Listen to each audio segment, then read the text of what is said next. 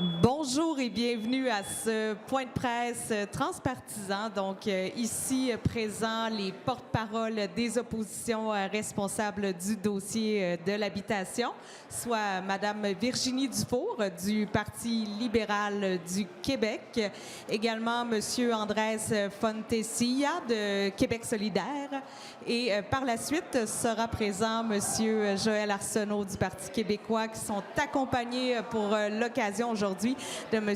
Yves Dubé, président de la Fédération des locataires d'habitation à loyer modique du Québec. Donc, la parole est à vous.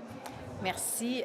Nous suivons juste à l'instant la ministre Guilbeault, ministre des Transports, faisait une conférence de presse sur le troisième lien. Je vous demanderais, imaginez combien de HLM on pourrait faire avec son troisième lien. Alors, je voudrais parler justement aujourd'hui des HLM et saluer les gens de la Fédération des locataires de HLM du Québec qui sont présents avec nous, Mme Patricia Vianney, Marie-France Poirier et M. Dubé. Je salue également mes collègues des oppositions, députés de Laurier-Dorion et des Îles-de-la-Madeleine. Alors, les HLM, je vous l'ai dit, c'est important pour le Québec et nous avons déposé aujourd'hui une pétition qui témoigne de l'apport essentiel qu'ils ont à notre société. Depuis mon arrivée à l'Assemblée nationale, je dois dire que j'en ai parlé à maintes reprises. HLM barricadés, HLM vacants, le programme de rénovation qui n'était pas encore entamé pour les HLM, ça a été des chevaux de bataille pour moi. Parce que 70 des résidents en HLM, ce sont nos aînés, ce sont des aînés. Alors, c'est important de s'en occuper et les autres, ce sont des ménages à faible revenu, nos plus vulnérables de notre société. Il est clair pour moi que les HLM, c'est l'angle mort du gouvernement caquiste. On a priorisé des maisons des aînés à 1 million la porte au lieu de s'occuper de ce qui existe déjà et qui pourrait être mis en service rapidement. Je l'ai dit, les HLM font partie de l'ADN de notre parc immobilier. Il faut le maintenir, il faut l'entretenir et penser à l'agrandir. Je termine en mentionnant que j'ai déposé la pétition avec 1638 signataires, mais dans les faits, au total, ce sont plus de 8616 signataires qui ont appuyé cette pétition-là. Et là-dessus, il y en a 5000 qui ont été remis à des députés dans des comtés caquistes. Alors, par respect pour tous ceux qui ont travaillé sur la pétition, j'invite ces députés caquistes à remettre la pétition à la ministre de l'Habitation pour qu'elle puisse prendre la pleine mesure de la situation et l'importance du dossier. Merci. Merci, Virginie. Également, moi, je remercie la Fédération des locataires d'HLM du Québec d'avoir fait ce grand effort de ramasser ces 8616 signatures et les avoir remis à quelques 46 députés, dont 29 députés de la CAQ en main propre. Donc, cette pétition a le grand mérite de poser la question de l'élargissement du parc d'HLM du Québec. Il propose la construction de 5 000 nouveaux HLM, d'ajouter 5 000 nouveaux HLM au parc actuel, un parc qui est figé depuis 30 ans. Et il faut savoir que le parc d'HLM au Québec constitue le socle fondamental des logements sociaux au Québec. C'est un parc qui permet d'héberger les populations à plus faible revenu du Québec, des personnes aînées, dans toutes sortes de situations très difficiles. Donc, il est impératif, en pleine crise du logement, d'aider les ménages à plus faible revenu, dont plusieurs milliers se retrouvent dans les listes d'attente d'HLM, les aider à baisser substantiellement leur taux d'effort, l'argent mis dans les paiements du loyer à travers l'obtention d'un HLM dans toutes les régions du Québec. Ça va soulager grandement la vie d'un très grand nombre de personnes.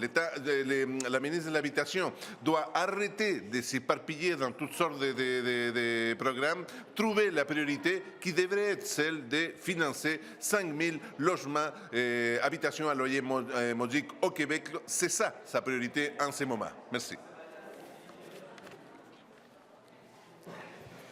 Bonjour tout le monde. À mon tour de souligner l'effort immense et le travail de mobilisation de la part des comités de logement et de la Fédération des locataires de HLM du Québec qui ont permis de rassembler, on l'a mentionné, plus de 8600 signatures. Ça, on les a fait là, en faisant du porte-à-porte dans toutes les régions du Québec. On a soumis ces pétitions-là à un très grand nombre de députés qui ne peuvent plus ignorer cette demande, qui ne peuvent plus ignorer le problème et la situation extrêmement difficile à l'heure actuelle pour un très grand nombre de ménages québécois, les ménages les plus modestes, des personnes âgées aussi, on en a parlé, qui vivent dans une situation de précarité, des dizaines de milliers de ménages qui sont en attente d'une place dans un HLM et qui ne voient pas la lumière au bout du tunnel parce que bien qu'on a décidé enfin de rénover une partie du parc de HLM, on n'a pas un programme ambitieux au gouvernement pour créer des logements hors marché, des logements qui soient véritablement abordables, bien qu'on ait mis tous les efforts du côté du gouvernement pour un programme d'habitation abordable pour les ménages dont on parle, ils demeurent inaccessibles, ces logements qu'on s'apprête à créer à travers le programme actuel du gouvernement du Québec. C'est la raison pour laquelle nous appuyons la démarche de la Fédération pour que le gouvernement se fixe des objectifs ambitieux concernant la création de nouvelles unités de HLM, alors que le parc, comme on l'a mentionné plus tôt, il est à peu près immobile, il n'a pas bénéficié d'investissements substantiels pour l'élargir depuis une trentaine d'années, alors que les besoins, eux, ils ont évidemment explosé. On sait que les HLM, c'est je pense, un élément essentiel lié à la justice sociale également. L'accès à un toit, évidemment, c'est fondamental. Et à l'heure actuelle, malheureusement, au Québec, un très grand nombre de ménages ne peuvent pas, justement, avoir un logement décent, n'ont pas les moyens de se payer un logement avec la hausse du coût de la vie, avec l'inflation. Ça, le gouvernement doit enfin en prendre acte et agir. Alors, sur ce, nous appuyons évidemment fortement la proposition qui a été faite et qui a été manifestée aujourd'hui au Salon Rouge de l'Assemblée nationale. Alors, bonjour, je m'appelle Yves Dubé, je suis le président de la Fédération des locataires d'habitation à loyer modique du Québec. Et aujourd'hui, je suis très fier d'être présent ici pour déposer à l'Assemblée nationale notre pétition de plus de 8000 signatures. Une centaine de nos associations de résidents, qui en passant, ce sont tous des bénévoles, ont fait du porte-à-porte pour recueillir ces signatures et aller les porter à leurs députés. Le message que nous portons est très simple. Nous sommes 74 000 ménages à avoir la chance de vivre en HLM au Québec. Mais en pleine crise du logement, nous avons une pensée pour les 30 quelques mille ménages qui moisissent sur les listes d'attente des HLM, dans l'espoir d'en obtenir un.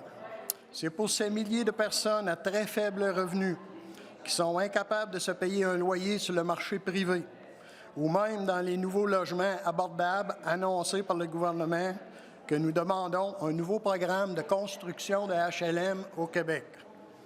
Il serait facile pour le ministre de l'Habitation de prendre son programme d'habitation abordable Québec et de le transformer en véritable programme destiné aux ménages les plus pauvres de la province qui ont besoin d'avoir un HLM. Nous demandons aussi à la ministre d'augmenter les budgets de gestion des HLM en raison de l'inflation qui a diminué au moins de 10 % les dernières années les budgets des offices. Donc, ils doivent faire plus avec moins d'argent, qui est complètement illogique. Je remercie aussi, du coup, les trois partis formant l'opposition officielle du gouvernement pour d'avoir accepté de se mettre ensemble pour faire entendre notre message. J'espère, au nom des 74 000 ménages vivant en HLM et des 34 000 qui rêvent d'y habiter un jour, que le ministre Duranceau entende également notre appel. Je rajouterai ici que le programme FAC, qui est un programme dans le logement abordable, ne répond absolument pas aux besoins des plus démunis de notre société. Donc, il est important que le gouvernement ouvre les yeux et prenne conscience que les gens dans le besoin sont des électeurs eux aussi et qu'ils ont droit à avoir un logement digne de ce nom. Merci. C'est ce qui met fin au point de presse. Merci beaucoup et bonne journée.